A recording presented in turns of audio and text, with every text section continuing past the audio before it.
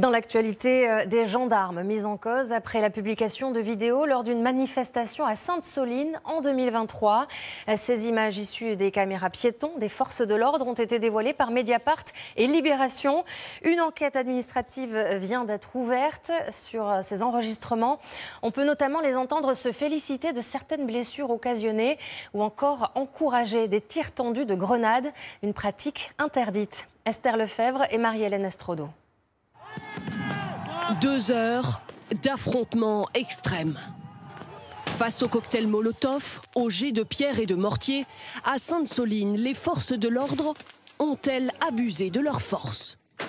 Dans des vidéos issues de caméras piétons portées par les gendarmes, dévoilées par Mediapart et Libération, on y découvre des appels à la violence et un langage particulièrement cru.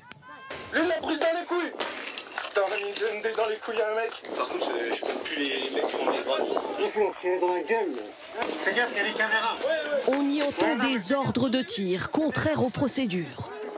Sur le groupe, faites entendu. Vous entendez quoi, les gars? Tirez, Marielle. Vous balancez entendu, s'il faut. Tendu. Balancez même entendu.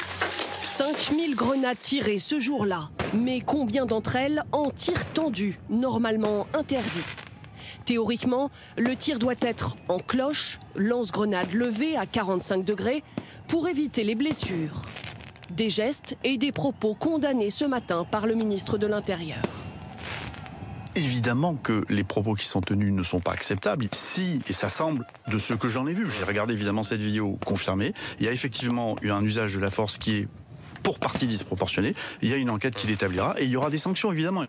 Lors de cette manifestation interdite, 45 gendarmes blessés et 200 manifestants selon eux.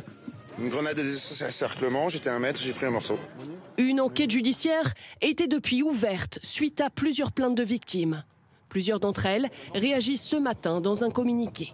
Nous avons aujourd'hui la preuve audio et vidéo de ce dont nous nous doutions. Les actes qui ont causé tant de blessures ne sont pas l'œuvre d'individus particulièrement violents, mais découlent de l'ordre donné par une institution. Les parties civiles n'ont eu accès que récemment à ces vidéos, jusque-là sous scellé.